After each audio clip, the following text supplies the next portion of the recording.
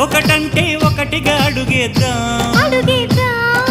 రెండంటే రెండు గుండెలను ముడిపెడదాం, మూడంటే మూడు ముళ్ళేసి ఆ తర్వాత నాలుగు కాలాల పాటు కలిసుందాం.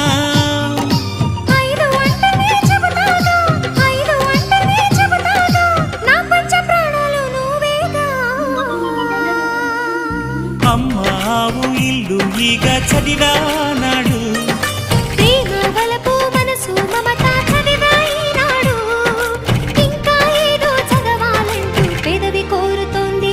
భలేగా కొత్త చదువు చదువు, ఇలా నా ముద్దు కవిత చదువు, చెలి మురిపాల కథలు చదువు.